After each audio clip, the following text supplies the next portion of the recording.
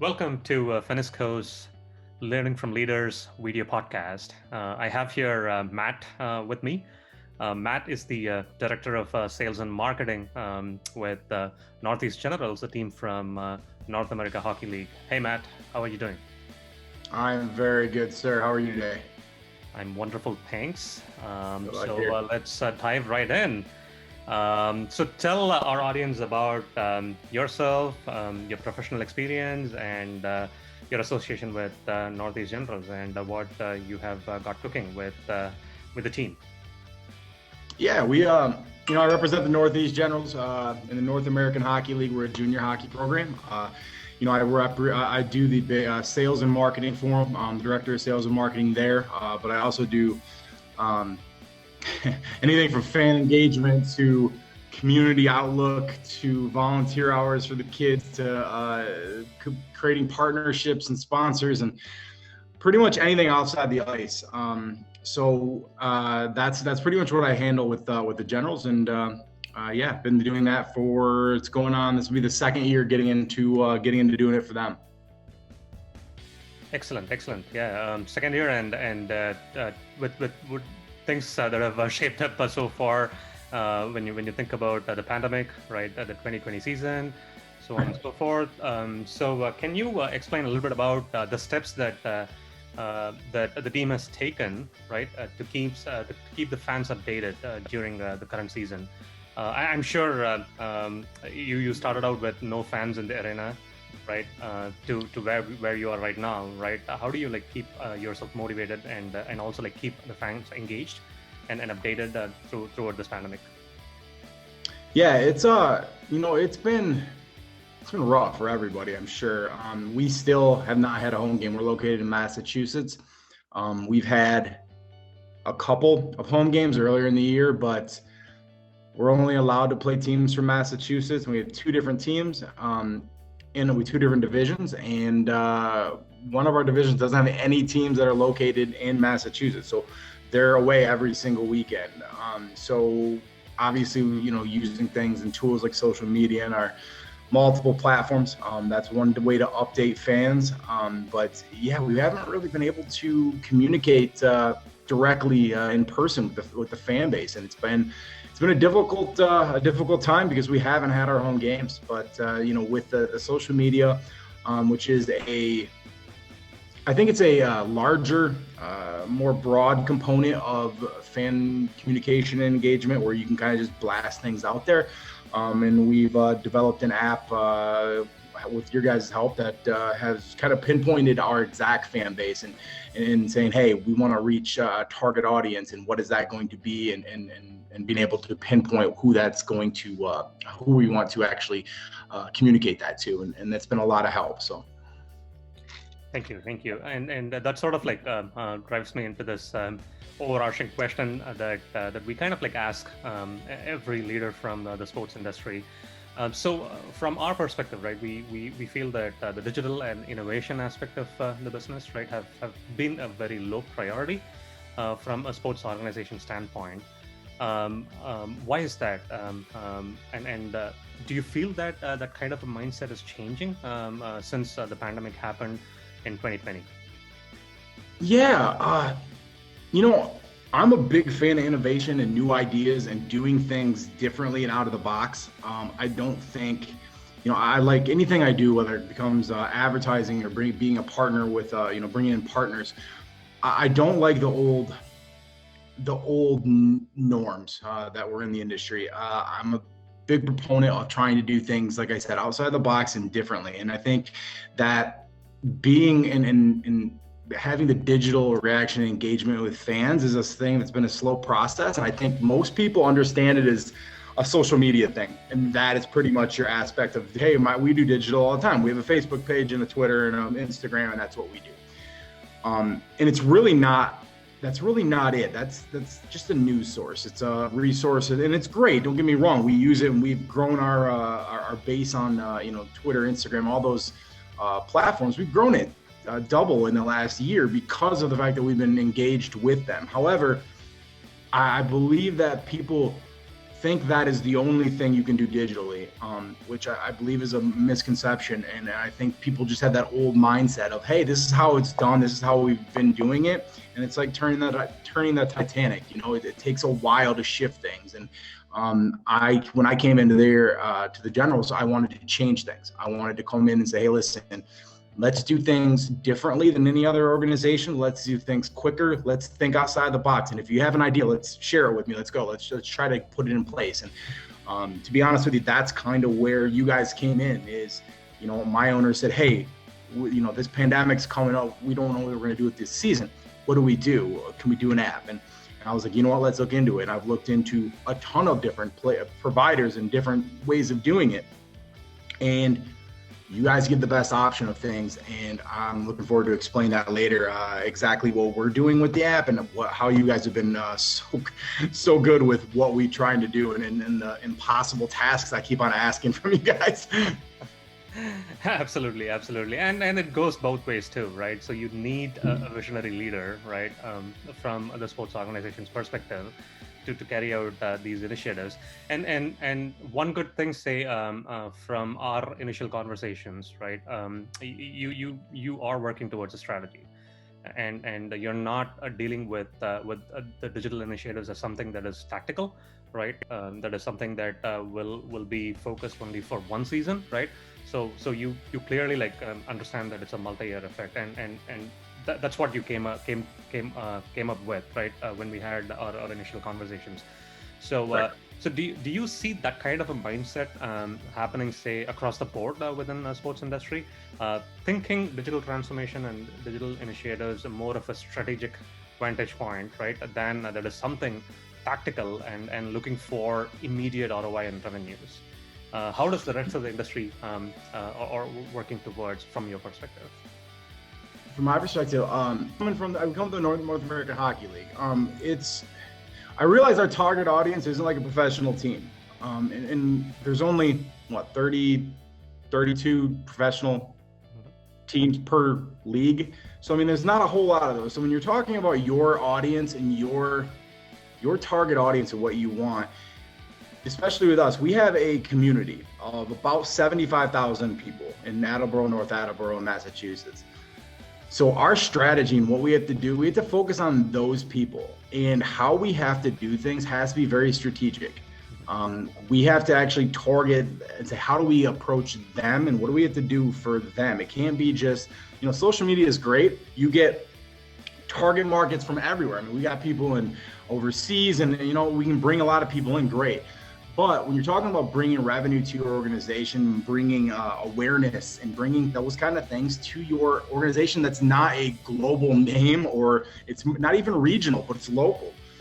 You're talking about being able to have a strategy to approach those people and the people you want to actually target. And those are your local people. And I have been, along with my team, have been putting together some things that specifically speak to that audience, and that has to do with, we're a tight-knit community here in Attleboro, and what I'm trying to do is try to approach the school districts and try to say, hey, listen, what do we want to do to raise money for you guys?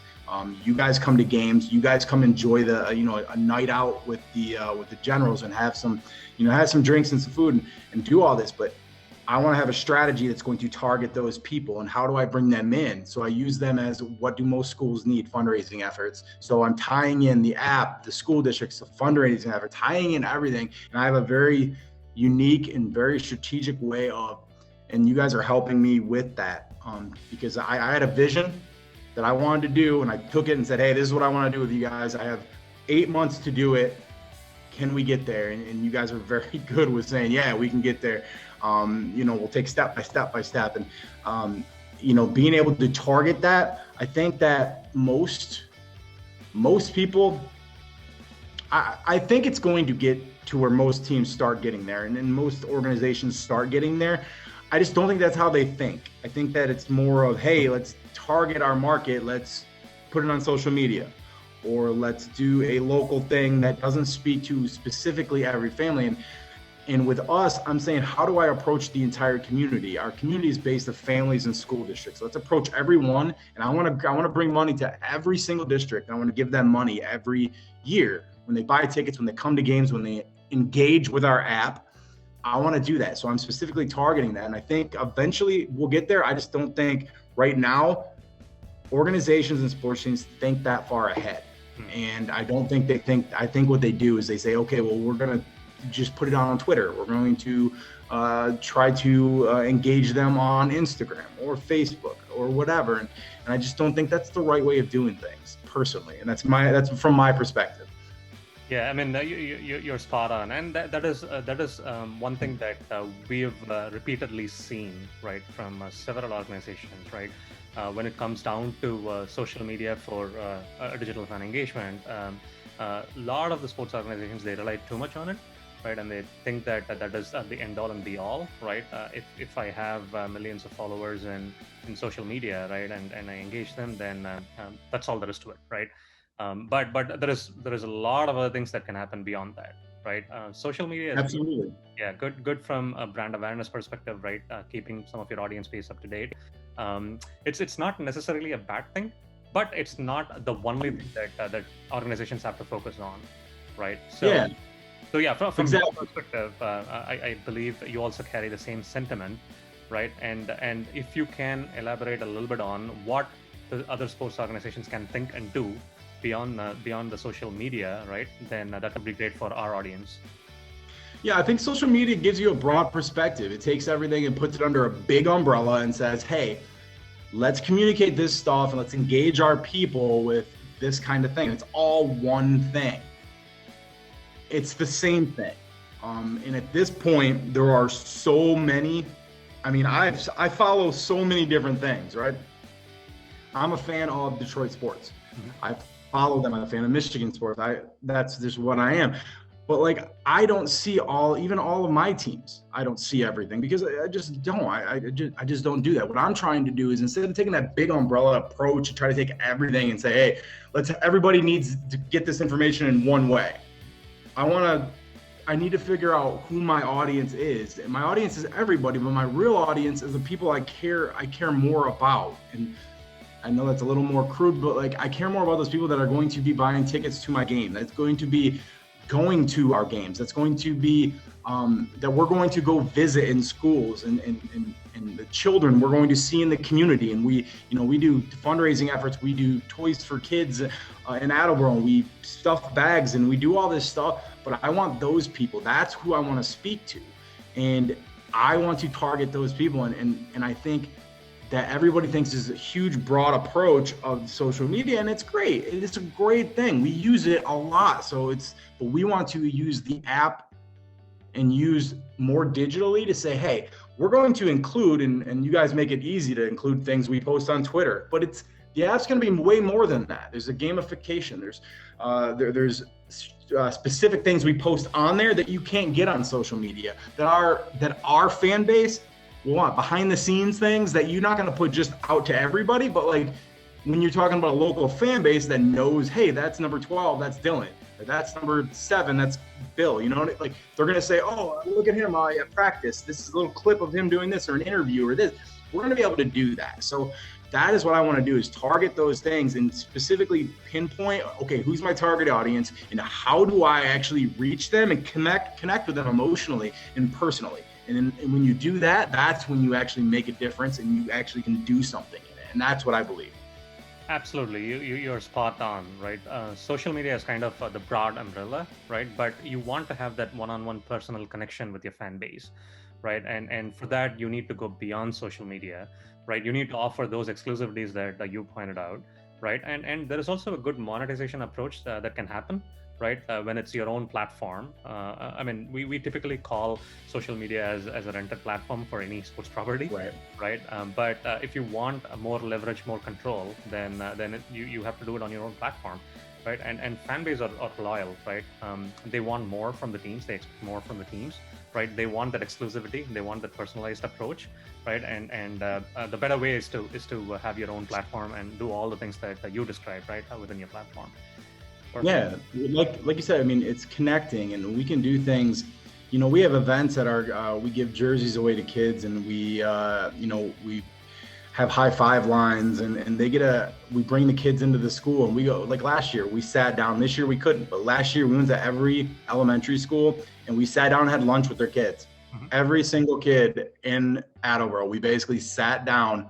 The kids had lunch, they met, they signed autographs, they invited kids to the game, we gave away free tickets. I mean, we connected. And that is what we want to use digitally, is being able to actually connect with somebody and not just say, hey, this is a great thing for information sense or information wise, this is great.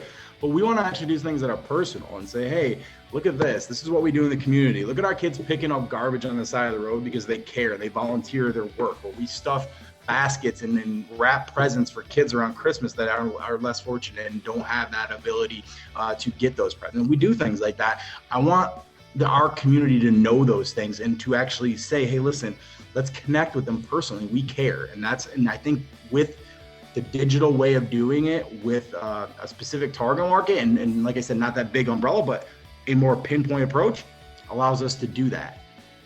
Excellent. And that's a good segue to my next question. I know that Fanisko is helping out from a digital fan engagement, the app perspective. What are some of the other important digital initiatives that Northeast Generals have undertaken in the recent past?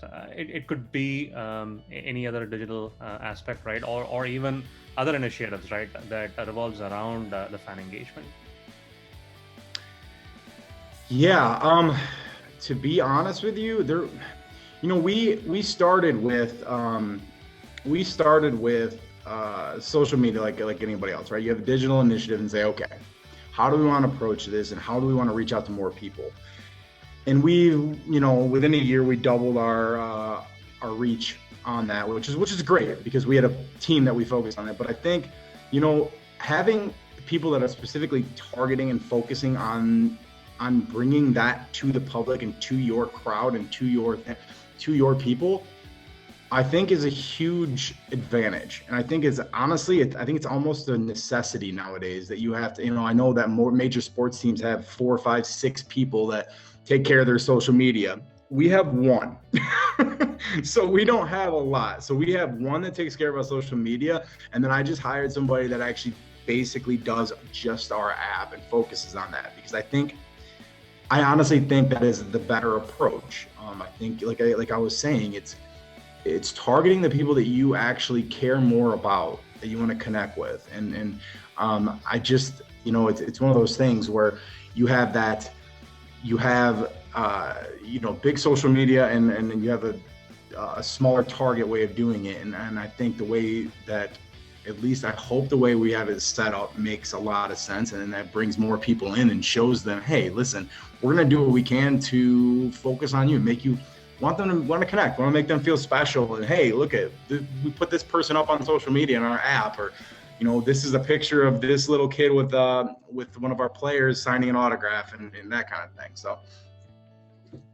Got it. Wonderful. And that basically boils down to one of our final questions of the segment.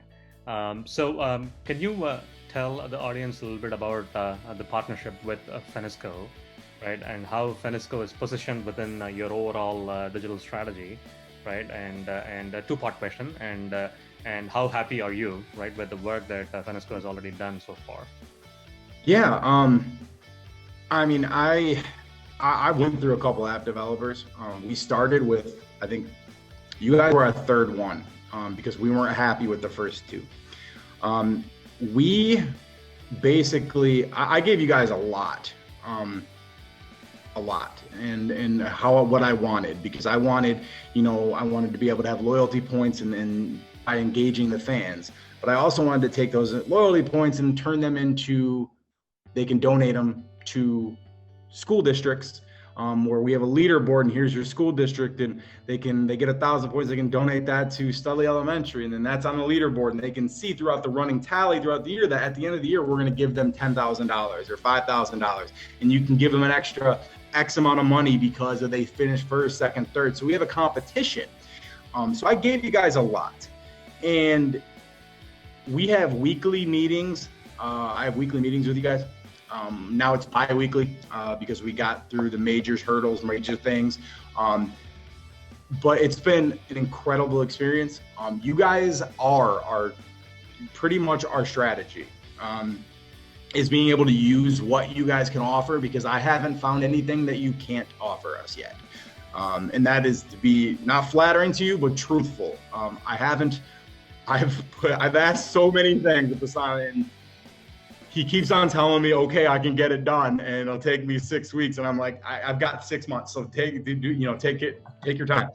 And you guys have killed it, and you guys have been open and honest with me, and I cannot appreciate that more than I do, especially going through the first couple that I dealt with. I had no communication and nothing got done, and there was no flexibility. And I look forward to being able to, like I said, use our app to build loyalty in the community, but also engagement and to target these audiences. And I know that no matter what I ask of you guys, I'm going to be shocked when you guys say, no, that's too much. It'll be there eventually. You guys will say something, but like at this point, there hasn't been anything I've asked for that you guys haven't been able to do. So, but eventually I'm going to get to a point where I'm going to be like, I'm going to need you to do this. But I expect that. But no, it's been amazing. And like I said, you guys are our digital strategy right now. At least the main focus of it is, like I said, to target who we need to target and show them that we care and connect. I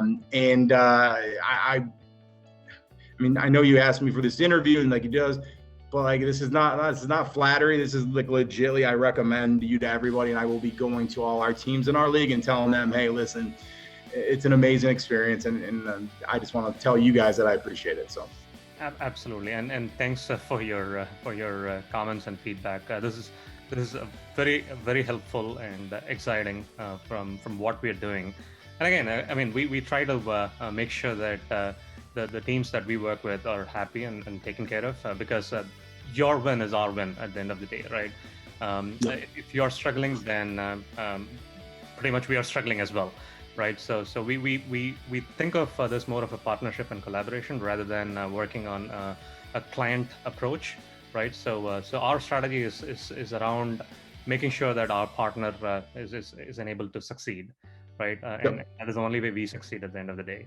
So I appreciate your feedback, and we will continue to address, say, all of your requests, concerns, and there will be a point where we will say no to them.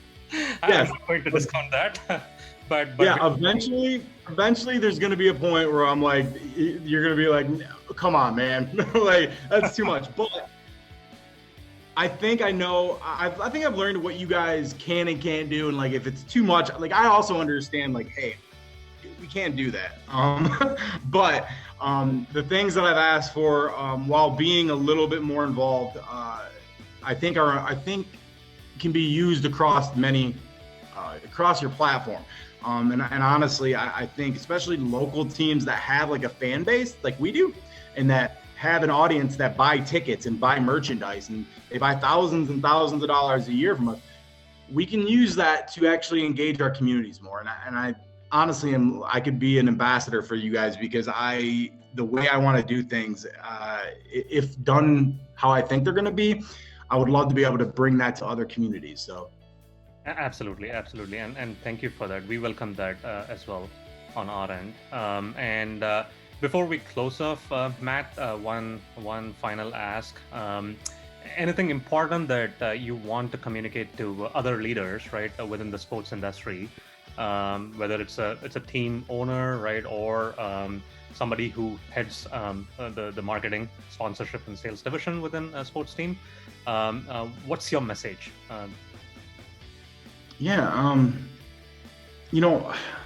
I always tell everybody this in every interview, every communication I have. I don't do things like most people. I just don't. I think it's boring to do things the same old way. And I would encourage people to look outside the box and not do things the same way.